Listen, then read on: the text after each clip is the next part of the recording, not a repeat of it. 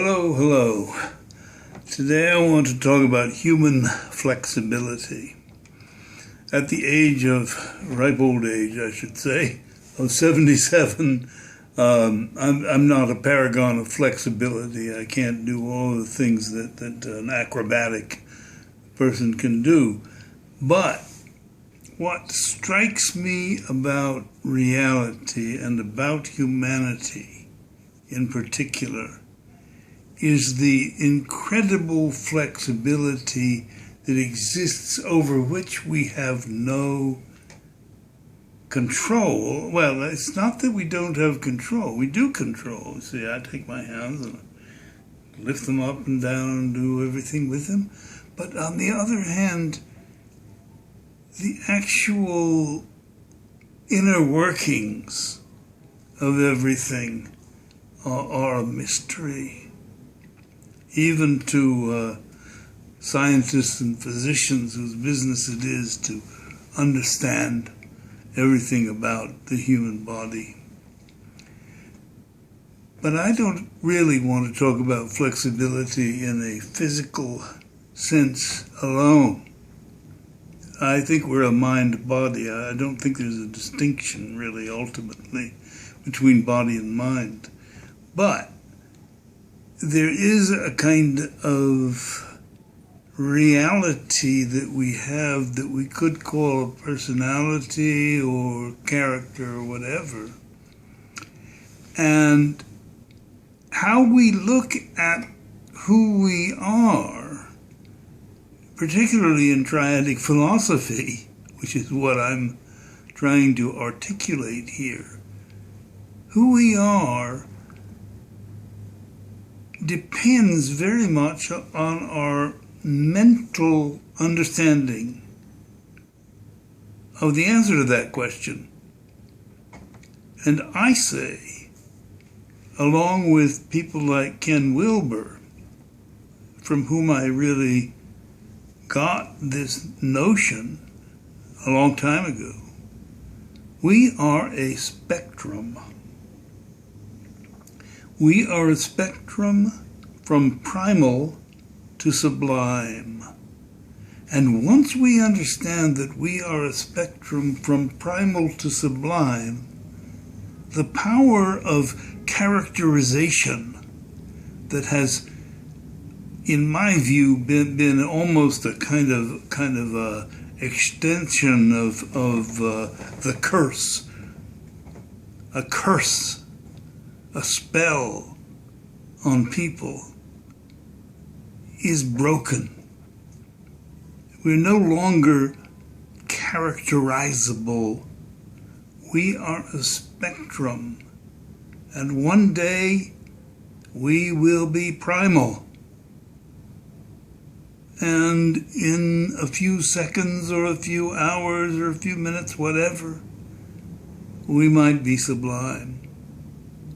And to go through all of the ranges, we're like an organ, a church organ, with many keyboards and many huge range, octaves, everything. That's us. We are that.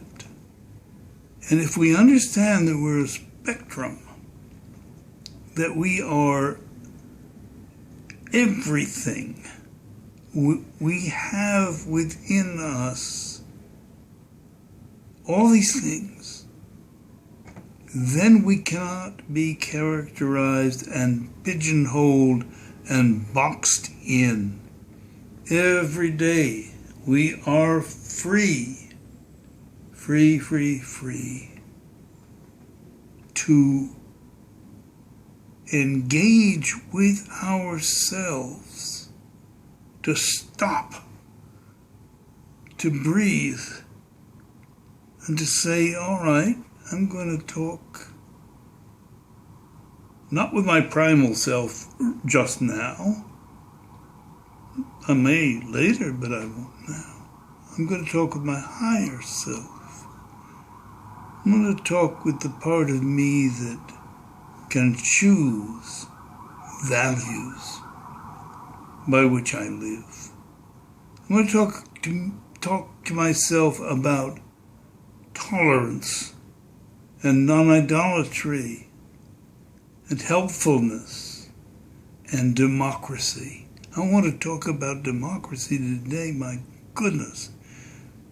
This Cheney, this person that we had as our vice president, goes and calls this fellow Snowden a traitor. I define evil in triadic philosophy as harm, measurable harm.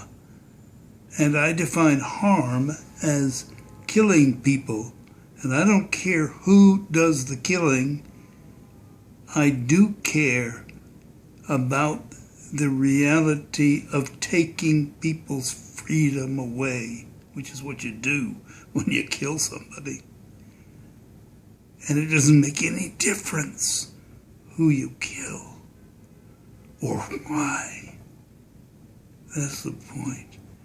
And when you look at reality in terms of those criteria, you have to assume that poor Mr. Snowden, for all that he may or may not have done, is a piker, an amateur compared to Dick Cheney, who with one or two words was able to launch a death machine such as we have never seen and put it on television as shock and awe. Come.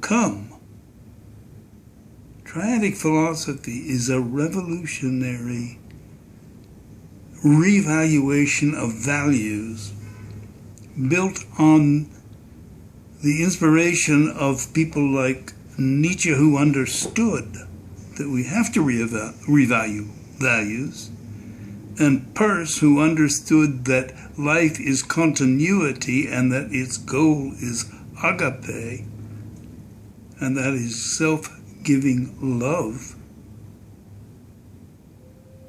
When we think in these terms, and we think of the supposition-drenched past that we have been in with these hoary religions, each claiming a kind of universality which is contradicted by their conduct toward the people that do not subscribe to their creeds. Well, think about it. Triadic philosophy is a universal philosophy based on tolerance, democracy, non-idolatry, and helpfulness. Well, I've gotten onto my favorite subject and away from what I started with, and that is that we're a spectrum.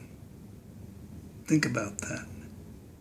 When you think that you may not be free, think about what you actually are. You're a spectrum. I'm a spectrum. We are all a spectrum. And the notion that a person is good or evil is trumped by the reality that a person is free. And that if we wish to measure evil, we can do it very simply by asking ourselves, how much harm have we done? How much harm did I do today? I know I did somehow. Words are harmful.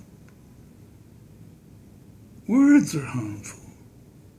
I'm sure I harmed somebody with a word. Maybe I harmed Dick Cheney, for heaven's sakes.